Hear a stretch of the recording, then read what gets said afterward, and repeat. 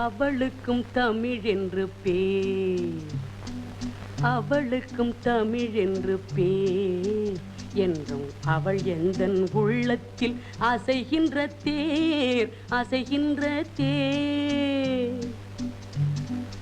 அவளுக்கு நிலவென்று பேர், வண்ண மலர் கொஞ்சம் குழலந்த முகிலுக்கு நேர், அவளுக்கும் தமிழ் என்று பேர்.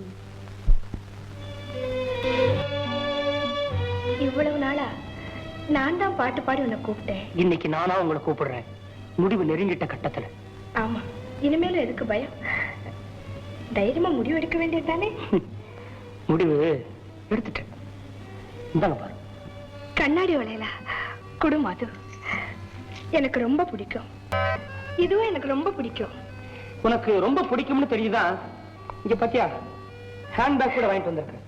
எனக்கு பிடிச்ச பொருள்கள் எல்லாத்தையும் ஒரே நாள்ல வாங்கிட்டு வந்துட்டியே, ஏன்? ஒரே அடியா கொடுத்துட்டா எல்லாம் முடிஞ்சு போச்சு, என்ன மறந்துரு அப்படின்னு சொல்லிடலாம் இல்லையா? அப்படின்னா நம்ம காதல் வள்ளுவர் சொன்ன கண்ணோடு கண்ணோக்கின் காதலோ, இல்ல பாரதியார் சொன்ன நீல விசும்பினடை நின்முகம் கண்டேனுங்கிற காதலோ இல்ல பாரு.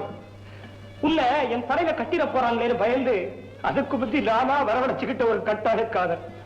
அது எப்படிப்பட்ட காதலா இருந்தாலும் இப்ப அந்த காதலை நம்ம ரெண்டு பேரும் பிரிய வேண்டிய கட்ட வந்துருச்சு பாரு. மாது, உன்னால இது எப்படி சொல்ல முடியுது? சொல்றது என்ன பாரு, சொல்ல நினைக்கும் போதே நான் எவ்வளவு கஷ்டப்பட்டிருப்பேன் தெரியுமா? ஆனா எந்த மாதிரி கஷ்டத்தையும் பொறுத்துக்கிற அளவுக்கு நான் பழக்கப்பட்டிருக்கிறேன். ஒரு உண்மையை நீ புரிஞ்சுக்கணும்.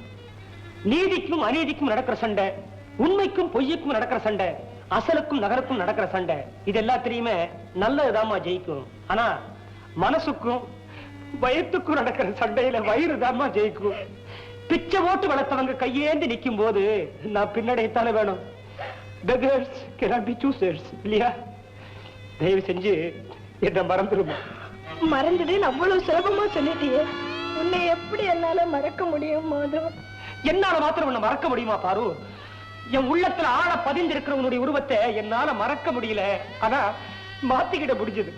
என் உள்ளத்துல ஆழ பதிந்திருக்கிறவனுடைய உருவத்தை நான் அப்படியே கலைமகளா மாத்திக்கிட்டேம்மா. என் வாழ்க்கையில் ஆஸ்பிரேஷனா நினைச்சிருந்த உன்னை இன்ஸ்பிரேஷனா மாத்திக்கிட்டேம்மா. எனக்கு இருக்கிற சங்கடம் எல்லாம் என்ன தெரியுமா? எனக்குன்னு சொந்தம் கொண்டாட இதுவரைக்கும் நான் நினைச்சது எதுவுமே கிடைச்சதில்லை.